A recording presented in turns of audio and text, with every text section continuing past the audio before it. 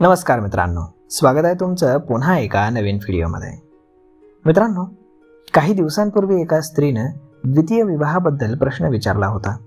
मात्र द्वितीय विवाहानं सुद्धा कोर्टाच्या पायऱ्या चढवल्या होत्या. त्यामुळे तिच्या मनस्थितीचा अंदाज आम्ही बांधला होता. त्या स्त्री जातकानं 2 पत्रिका आणल्या होत्या, ज्या तिला विवाह संस्थेतनं मिळाल्या होत्या. त्या पत्रिका दोन्ही तशाच स्थितीमध्ये होत्या, म्हणजे दोघांचेही घटस्फोट, तेही 2 वेळा. थोडक्यात त्या सर्वच पत्रिका ह्या तृतीय विवाहाच्या होत्या. स्त्रीची पत्रिका पाहिल्यानंतर आम्ही तिला स्पष्ट सांगितलं की तुमचीच पत्रिका वैवाहिक सुख दाखवत नाही, त्यामुळे अजून एखादा विवाह करून तुम्हाला आनंद मिळेल याची खात्री नाही. उलट संकट वाढतील, तेव्हा पुनर्विवाहाचा विचार टाळावा. अर्थात त्यांचं वय देखील 50कडे झुकणारं होतं. आपत्य नव्हतं. आम्ही त्यांना सल्ला दिला की विवाह करायचा आहे हे सर्व ठीक आहे, परंतु त्याही दोघांच्या पत्रिकेमध्ये वैवाहिक सुख नाही. त्यांचे 2 विवाह ऑलरेडी मोडलेले आहेत. त्याची खरी कारणं तुम्हाला माहीत आहेत का? नाही. त्यामुळे पुन्हा एकदा विवाह करण्याचा निर्णय तुम्हाला आणखी दुःखाच्या दरीमध्ये लोटू शकतो.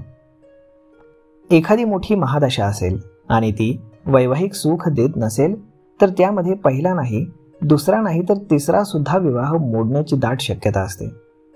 बुध एक घटना पुन्हा दर्शवतो, त्यामुळे दुसरा विवाह होतो आणि पहिला मोडला तर दुसरा सुद्धा मोडतो.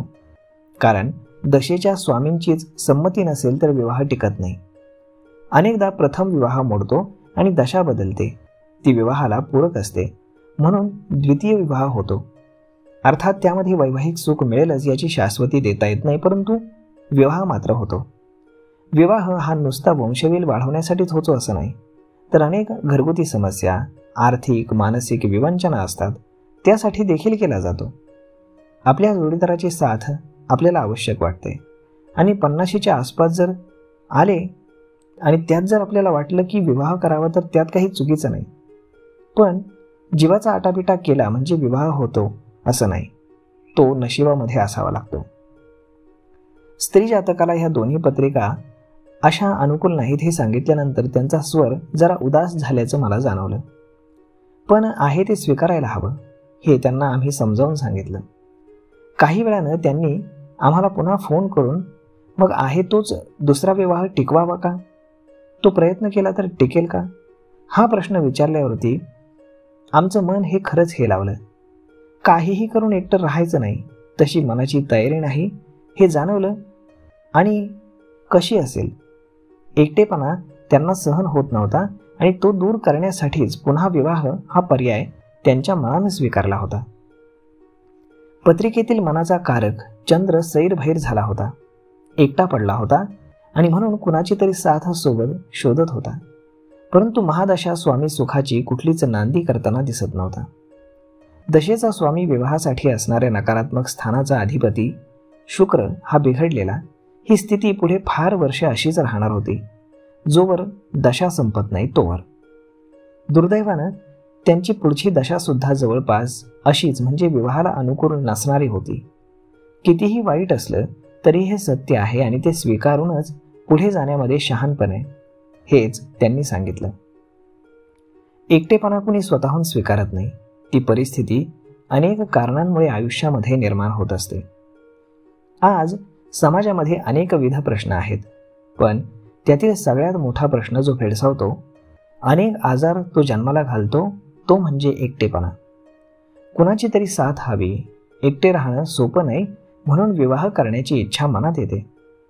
आर्थिक नियोजन नसतं किंवा ती बाजूसुद्धा डळमळीत असते. अशा अनेक वेळा अनेक ठिकाणी अनेक गोष्टी घरामध्ये असतात. घरात एकट्यानं राहून आपला एकट्याचा चहा करा, जेवण करा, तेही एकट्यानंच जेवा. घरात कुणी बोलायला नाही, हे सगळं निर्णय स्वतःच घ्या. दुखलं खुपलं तरी कुणी पाहायला नाही, कुणाशी संवाद नाही, सहवास नाही. या अनेक गोष्टी नुसत्या विचार करून सुद्धा त्रास देतात. ज्याचं जळतं त्यालाच कळतं हे म्हणतात ते खरंच आहे. वैवाहिक आयुष्याला पूर्णविराम म्हणजे अनेक वैचारिक, आर्थिक, मानसिक, शारीरिक सर्व सुखांना जणू खीळ बसते. सगळ्या कटू आठवणी पाठ सोडत नाहीत आणि पुढे वाटही दिसत नाही. तिचा विवाह करण्यामागचा हेतू हा एकटेपणा दूर व्हावा हाच प्रामुख्याने होता. कारण सुदैवानं आर्थिक सुबत्ता होती. पण म्हणून कोणाच्याही गळ्यामध्ये माळ घालून नवीन प्रश्न आणि संकटांची मालिका सुरू करावी असाही त्याचा अर्थ नाही. थोडा वेगळा विचार करायला हवा. एकतर्फी विचार करून चालणार नाही. झालेल्या गोष्टींची पुनरावृत्ती झाली तर? मुळातच विवाह हीच आज समाजातील ज्वलंत समस्या आहे. त्यामध्ये दुसरा विवाह करणं हे डोळसपणे करायला हवं हे मला सुचवायचं आहे. अनेकदा आपल्या नशिबामध्ये वैवाहिक सौख्य नसतं, तेव्हा आपल्याला सांगून येणाऱ्या पत्रिका सुद्धा तशाच असतात. कारण त्यांच्या पत्रिकेमध्ये देखील वैवाहिक सुखाचा योग नसतो. शेवटी सगळ्यांना सगळं देवानं दिलेलं नाही. जे आहे त्यामध्ये आनंद मानायला शिकायला हवं. आहे हे सर्व असं आहे, महाकठीण आहे, मान्य आहे, पण जे आहे ते स्वीकारण्याशिवाय पर्याय सुद्धा नाही. जितकं लवकर आपण ते स्वीकारू तितक्या लवकर आपण एकटं जगायला शिकू. आपण मुळातच कुटुंब संस्था मानतो. एखाद्या कुटुंबामध्ये अनेकविध माणसांच्या गोतावळ्यामध्ये जन्म घेतो आणि आयुष्यभर ती नाती आपण जपत राहतो. त्यामुळे अचानक मनाच्या समीप असलेली व्यक्ती सोडून गेली की येणारा त्या नात्यातील एकटेपणा सहजासहजी स्वीकारणं कठीण होऊन जातं. एखाद्या व्यक्तीची सवय होते, त्यामुळे खूप काही गमावल्याची भीती सुद्धा मनाच्या कोपऱ्यामध्ये दडून असते. एकटे कशी किंवा कसा जगणार हा पहिला प्रश्न आपण नकारात्मक म्हणून स्वीकारतो आणि त्याकडे आपण वेगवेगळ्या पैलूनं पाहायला हवं, परंतु आपण ते पाहत नाही. तर मग मित्रांनो, अशा पद्धतीनं जर तुम्हाला तिसरं लग्न करायचं असेल, दुसरं लग्न करायचं असेल, तर पत्रिकेमधील दोष पाहूनच आणि त्याचं निराकरण करूनच आपण तो निर्णय घ्यावा.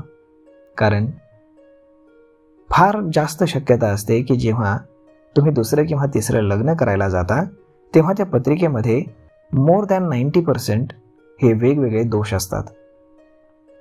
तर मग मित्रांनो, अशा पद्धतीनं आपण कुठलाही निर्णय हा डोळसपणे घ्यावा, कारण त्यावरती आपलं पूर्ण आयुष्य अवलंबून असतं. तर मग हा व्हिडिओ, ही माहिती तुम्हाला कशी वाटली हे तुम्ही आम्हाला कमेंट करून नक्कीच सांगा. आणि जर आवडली असेल तर आपल्या जवळच्या मित्रमंडळींसोबत देखील हा व्हिडिओ तुम्ही शेअर करायला विसरू नका. धन्यवाद.